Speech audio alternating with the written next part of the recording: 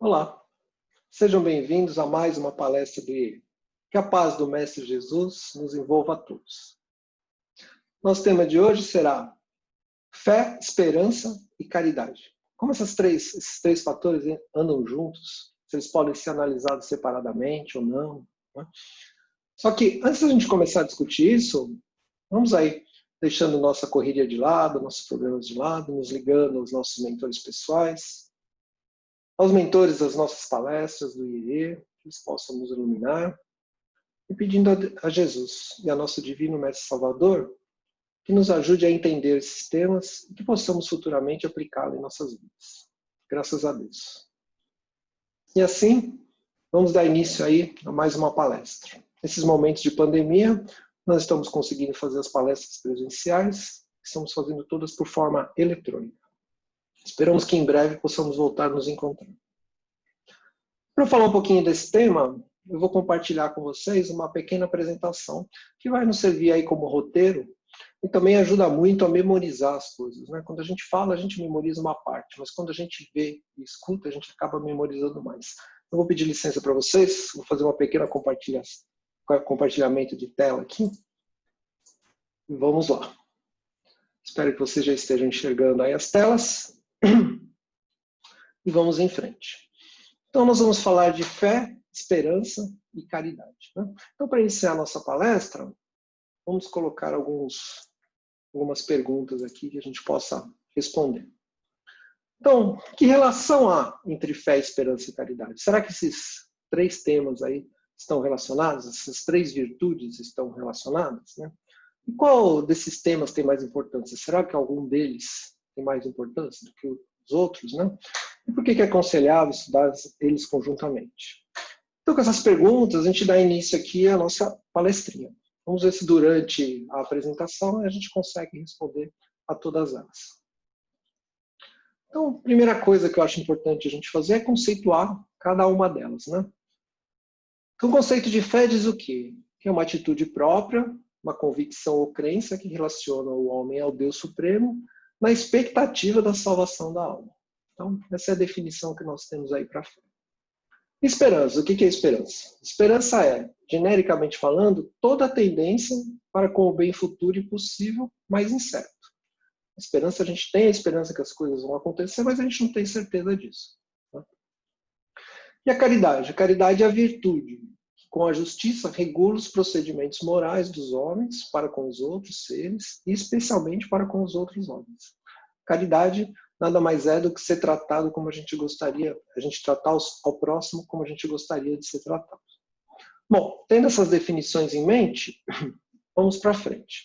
E a gente tem duas espécies de virtudes. Aquelas virtudes que a gente adquire durante a nossa vida e aquelas virtudes que a gente já vem com elas, a gente já reencarna com essas virtudes dentro de nós. Então, com essas virtudes que a gente vai adquirindo à medida que a gente vai sendo educado, a gente tem a prudência, a justiça, a fortaleza, a temperança. Então, à medida que a gente vai evoluindo aqui, que a gente vai se educando, vai tendo mais discernimento, a gente vai desenvolvendo prudência para não cometer erros que possam nos prejudicar, o nosso senso de justiça vai evoluindo, a gente vai tendo força, a gente vai criando casca para enfrentar as dificuldades dessa vida, né? E a gente vai tendo temperança para equilibrar tudo isso, para que a gente tenha equilíbrio e que a gente possa seguir em frente aqui na nossa evolução. Mas a gente também tem as virtudes adquiridas, que nesse caso a gente vai falar das três que são o nosso tema de hoje. A fé, a esperança e a caridade. Porque não são produto de uma prática, mas o dom infuso de Deus nos seus filhos. Então quer dizer o quê? Que quando a gente reencarna, a gente já traz essas virtudes dentro de nós. A fé, a esperança e a caridade. E o que a gente precisa quando a gente está aqui encarnado é utilizar dessas virtudes para que a gente tenha uma existência mais tranquila. Que a gente possa colocar essas virtudes em prática junto com as outras virtudes que nós vamos adquirindo aqui no dia a dia, para que a gente possa cumprir os objetivos dessa nossa encarnação, essa nossa evolução que a gente busca para sermos seres perfeitos, espíritos perfeitos, elevados e tal. Esse caminho para a gente ainda está muito longe, né? Nós estamos no mundo de expiação e provas, por isso, ainda mais que a gente tem que colocar tudo isso em prática. Bom, seguindo aqui, vamos lá. Então a gente tem que a fé é um sentimento inato no indivíduo, como a gente viu. Quando a gente nasce, a gente já traz esse sentimento com a gente, e à medida que a gente vai crescendo, que a gente vai aprendendo as coisas, a gente vai evoluindo esse sentimento. A gente traz dentro de nós a fé divina. A fé divina o que é? É o germe latente, mas esse germe ele precisa ser desenvolvido na medida do tempo. Então, a fé humana o que é? Ela é o desenvolvimento desse germe pela vontade. Então, com base na minha vontade, eu vou crescendo essa fé, eu vou tendo essa fé cada vez maior e direcionada. Problema. E aí a gente tem outros tipos de fé também. Né? A fé cega, que pode gerar o fanatismo. Então, sempre que a gente não tem uma fé raciocinada, a gente pode ter problemas, porque a gente vai acreditar cegamente nas coisas e a gente vê muitas atrocidades feitas em nome de Deus, tanto nas gerações passadas, como atualmente a gente continua vendo isso. Né? A gente vê muitas mortes, muitas guerras sendo feitas em nome de Deus. E, na verdade, essa fé cega é que acaba gerando esse fanatismo. E o que Kardec nos ensina? Eles nos propõem a fé raciocinada, que se apoia sobre fatos e a lógica. Então, Kardec diz que se alguma coisa que está escrita no Livro dos Espíritos, no Evangelho segundo o Espiritismo, a ciência conseguir provar que não está correta, que é para a gente acreditar na ciência e não no que está escrito. Então, por aí vocês vejam o nível de raciocínio que a gente precisa. Quando a fé é raciocinada, ela é muito mais forte do que uma fé cega. E a fé raciocinada, ela consegue ser confrontada e mesmo assim ela segue firme. Então, o importante para a gente é conseguir desenvolver a nossa fé, mas de forma raciocinada e com bases sólidas, para que a gente possa enfrentar todas as coisas que a gente tem aí pela frente. Vamos seguindo. E aí a gente tem alguns tópicos sobre fé no Evangelho segundo o Espiritismo. Então a gente tem, no Evangelho, a gente encontra essas explicações bem detalhadas. Né? Então a gente tem lá a fé que transporta as montanhas, a tua fé te curou, o poder da fé, a fé religiosa, a fé e a caridade. Vamos comentar duas aqui. Ó. A fé que transporta montanhas. Então vocês lembram da passagem de Jesus? Se você tiver...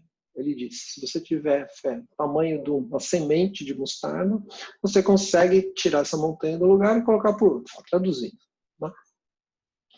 Mas Jesus falava sempre de forma figurada. Então, na época, era difícil para as pessoas conseguirem entender as coisas, como até hoje é. Né? Jesus falava como? Falava de forma figurada para que elas pudessem entender. Quando ele fala de montanha, na verdade, ele está falando, dando um exemplo, né? É que essa montanha não é uma montanha física, mas essa montanha é a montanha dos nossos erros, dos nossos defeitos, né? Do nosso orgulho, da nossa vaidade. Então, se a gente tiver fé, uma fé raciocinada, a gente consegue passar por cima disso e entender que nessa vida a gente está preparando a nossa vida futura. Nessa passagem da tua fé te curou, né? Essa passagem, Allan Kardec faz menção do uso do fluido vital, do magnetismo. Ele se encontra em todos os seres humanos e, quando bem manipulado, ele pode provocar curas, né, que muita gente chama de milagre. Mas a fé no que está fazendo, utilizando desse magnetismo, desses fluidos que a gente tem, é que proporcionam essa cura. Certo. E aí, vamos falar um pouquinho de fé e incerteza. A incerteza o que é? A gente não sabe o que vai acontecer no futuro. Então, a gente tem muita dificuldade, isso traz ansiedade para a gente. Né? A gente está esperando uma coisa que não nos parece que vai acontecer, uma coisa que está incerta. Qual que é a nossa grande ferramenta para atravessar esse período, né? Essas dificuldades? A fé é nosso grande sustentáculo. Nesse momento, a gente depende da fé para conseguir superar essas coisas. A gente até consegue, de repente, superar sem fé. Mas com a fé é muito mais fácil. Você tem aonde se apoiar, você tem a sua fé raciocinada, você tem a certeza de onde você vai chegar. Né? E aí tem uma pergunta aqui, ó, que seria de nossa incerteza, de nossas tribulações, sem esse ponto de apoio para sermos reconfortados? Então a fé nos reconforta. Ela nos dá, através da fé, a gente consegue superar os problemas mais difíceis, porque a gente acreditando, a gente tem forças para seguir em frente. Se a gente não acredita, isso gera a gente fica fraco e não consegue superar os obstáculos aí que nos são colocados. Então, através da fé é que a gente vai conseguir isso. E aí se fala aqui do niilismo, né? Que na filosofia moderna existem muitas correntes de pensamento que acham que não existe nada além dessa, como está colocado aqui na lâmina, né? Dessa miserável vida.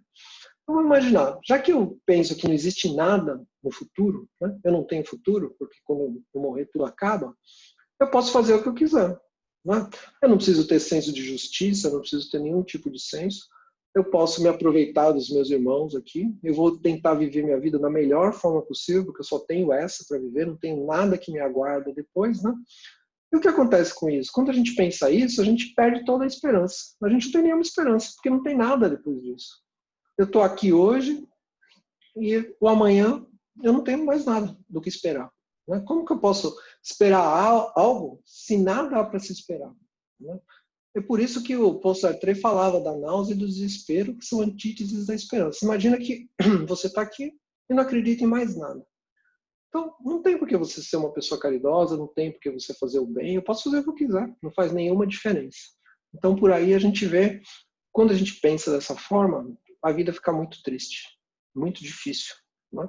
E a gente tem aí tantas provas dos espíritos nas comunicações, né? Nas instruções que nós recebemos da vida futura. Então, aqui é só para a gente fazer uma reflexão sobre isso. E aqui tem uma passagem de São Tomás de Aquino, ele classifica o desespero e a presunção como pecado, e oposto da esperança.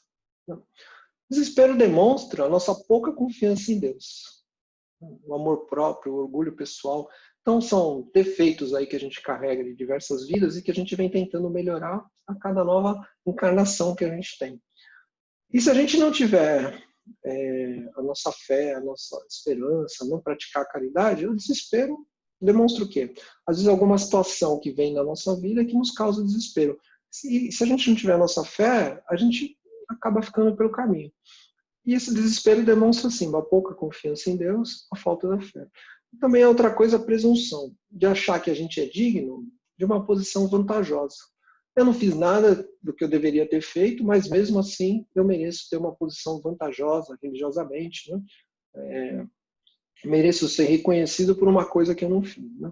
Então, tanto uma coisa como a outra é contrária e opõe-se muito à esperança, porque o desespero, pouca confiança em Deus não me traz esperança. E também achar que eu tenho uma condição vantajosa, religiosamente falando, né? Também é contrário à esperança. E aí a gente tem nas epístolas de Paulo, né, diversas frases aí sobre a esperança. Paulo pregava muito sobre isso, né? Não sei se todo mundo conhece a história de Paulo, mas ele fez várias viagens, né, pregando o cristianismo, explicando as coisas. E o Paulo se comunicava, em cada comunidade que ele passava, ele procurava fundar uma igreja cristã. E daí para frente ele passava a se comunicar com essas comunidades através de cartas que, na verdade, são chamadas de epístolas, né? Que são cartas maiores. Assim. Então ele escrevia cartas aos romanos, aos hebreus, aos coríntios, né? Então tá aí. E aí foram pensadas algumas partes aqui, até essas epístolas de Paulo, com frases sobre a esperança. Né? Então, na carta aos romanos, aí no capítulo 15, no versículo 4, ele diz o quê? Porque tudo que dantes foi escrito para nosso ensino, foi escrito para que pela paciência e consolação das Escrituras tenhamos esperança. Então, ele remonta aí na carta aos Romanos, dizendo que tudo que estava escrito antes nos traz a esperança de uma vida futura melhor. E aí, aos Hebreus, o que ele escreveu? E assim, esperando com paciência, alcançou a promessa.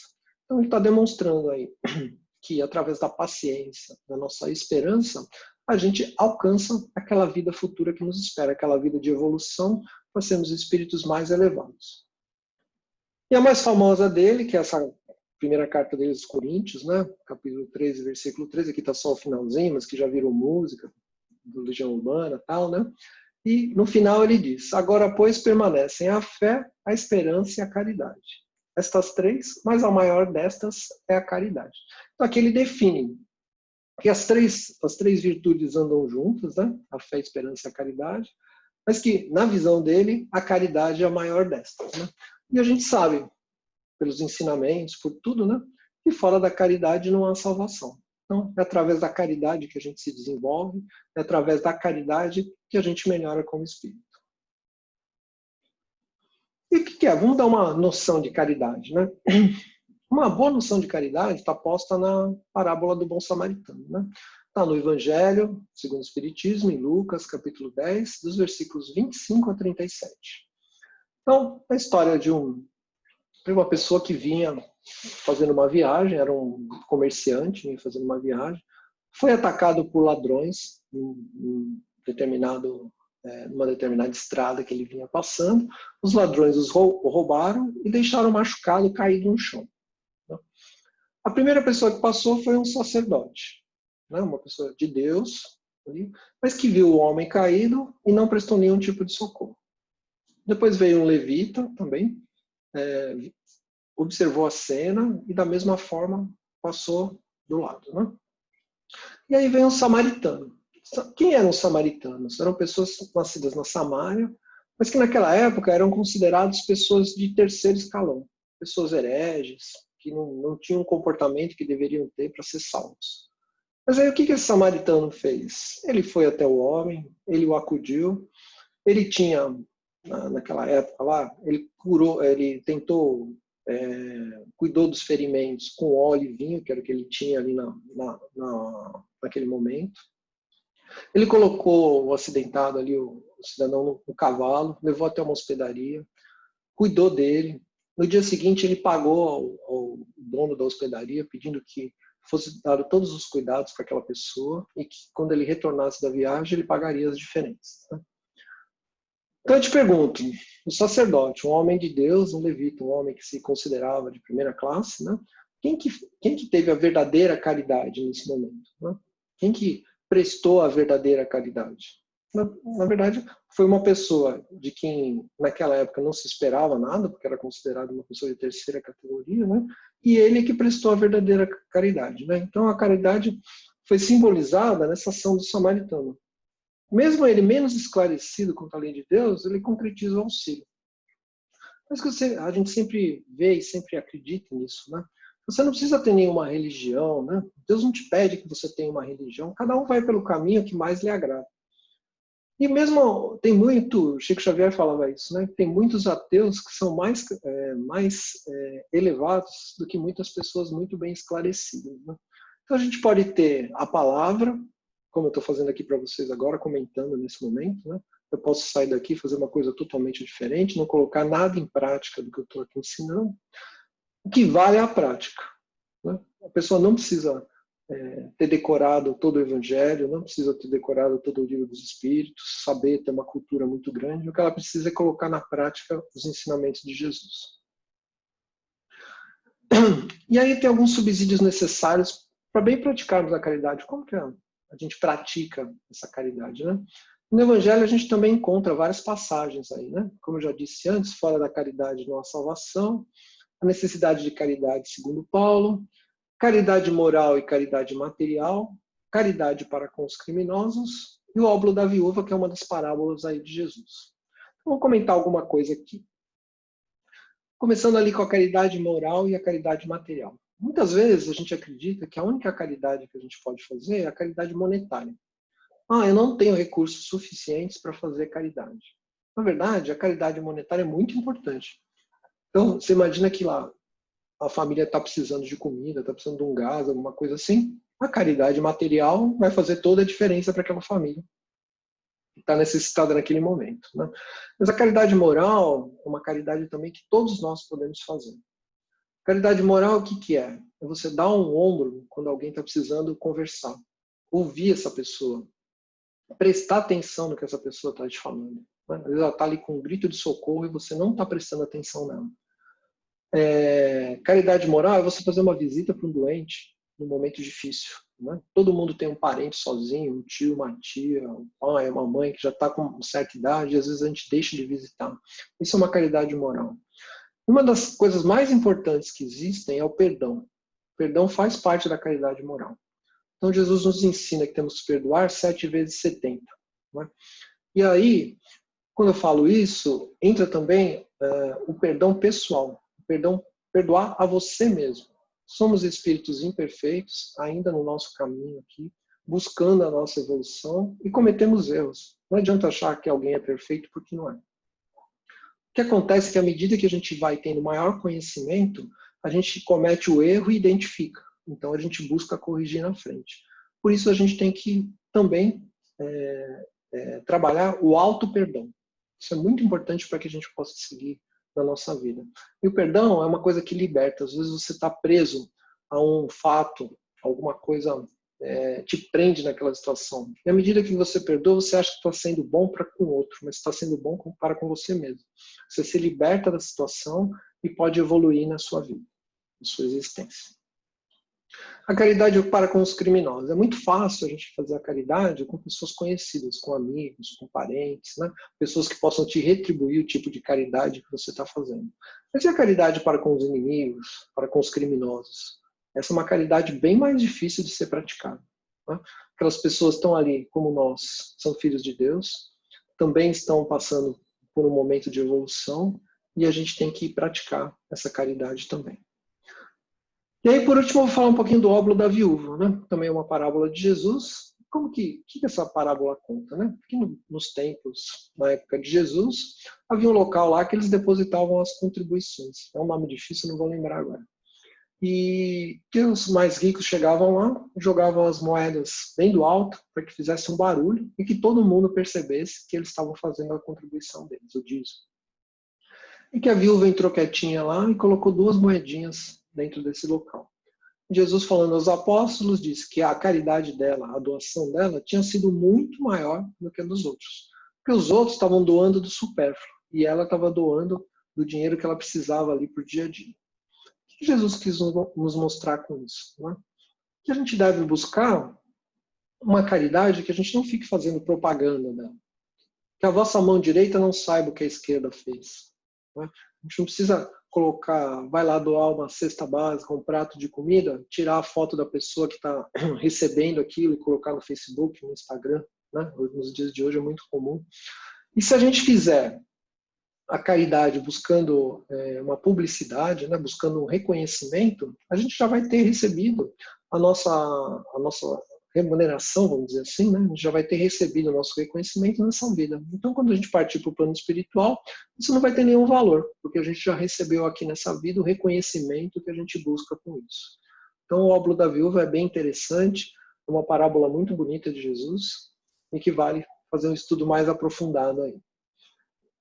E aqui também tem uma outra historinha da caridade teórica versus a prática.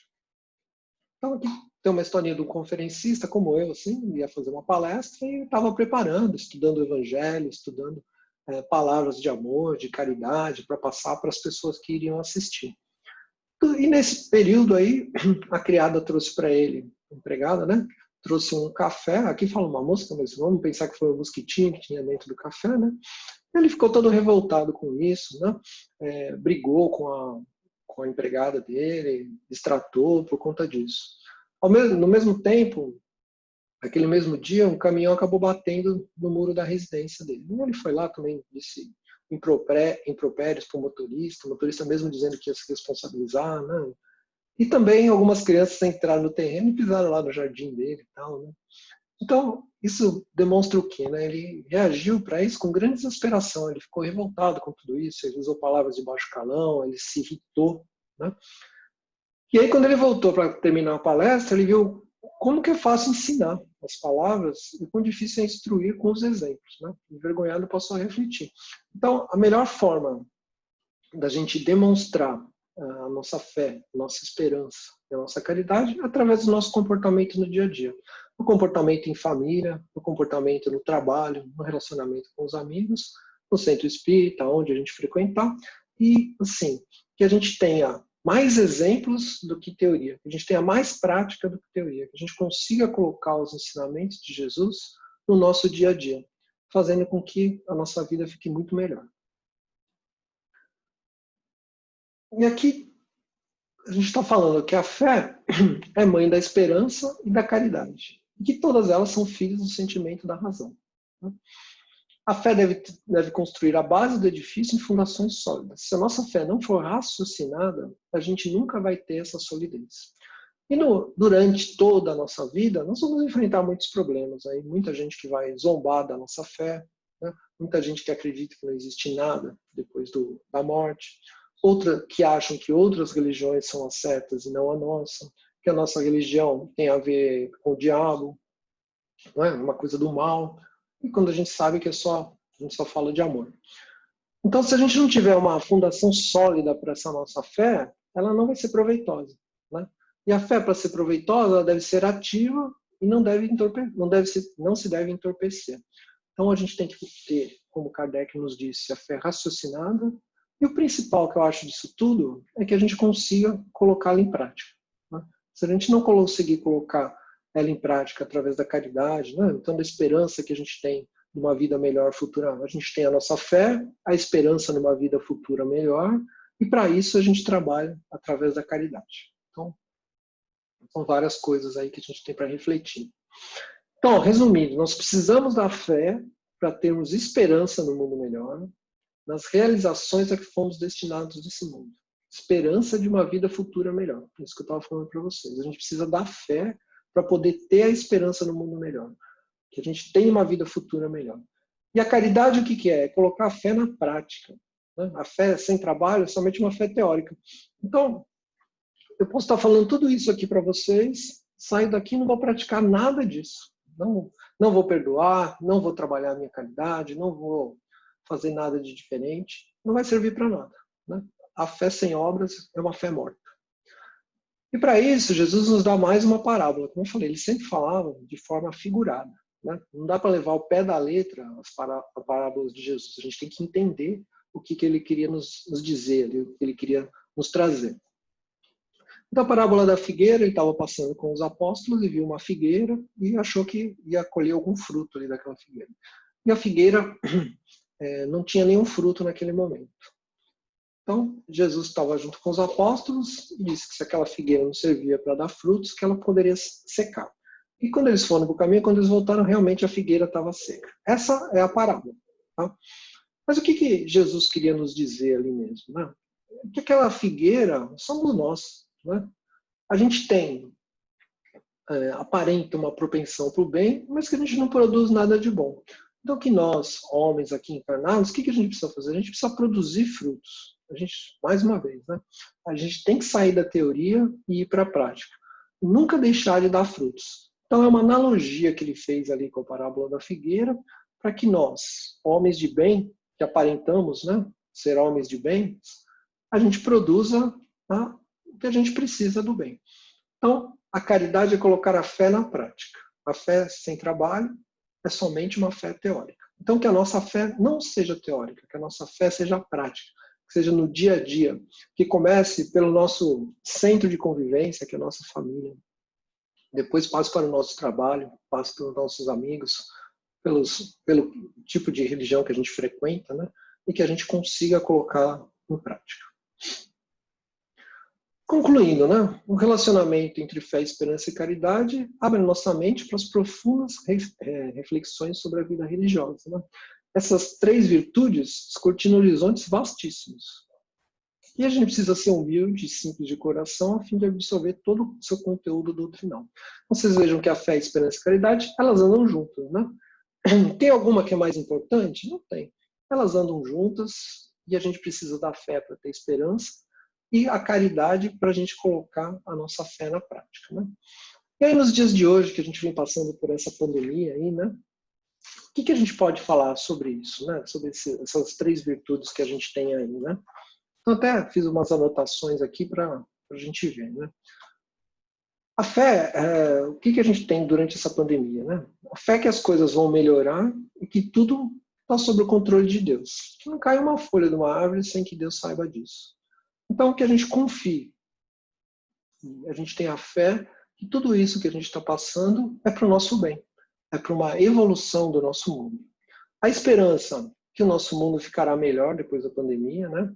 As pessoas mais solidárias, valorizando mais o convívio na família, o convívio com os amigos.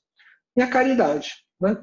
Que essa onda que a gente está tendo hoje de solidariedade, né, de pessoas, nunca recebi tantos pedidos de cestas básicas, né, todas as instituições tentando ajudar, né, no dia a dia, muita gente entregando comida nas ruas, né? Então que essa onda de caridade, de solidariedade, continue mesmo depois que a gente consiga vencer esse desafio aí da pandemia. Então, que nosso mundo possa progredir, possa realmente vir a ser um mundo de regeneração de uma forma mais rápida do que ele estava caminhando. Que após isso todas as pessoas sintam mais Deus em suas vidas e que a gente possa evoluir de uma forma mais rápida. Para finalizar, eu queria deixar uma mensagem aqui para vocês, que a fé é assim. Primeiro você coloca o pé e depois Deus coloca o chão. Então tenhamos a nossa fé raciocinada, a nossa fé baseada nas descobertas e que possamos seguir em frente sempre pelo caminho do bem. E agradecendo a paciência de vocês que assistiram aí a nosso vídeo, né? Pedindo a Deus que nos ilumine a todos e que possamos ter uma boa semana e caminhemos sempre com fé, esperança e colocando a caridade na prática. Valeu, pessoal. Muito obrigado. Até a próxima oportunidade.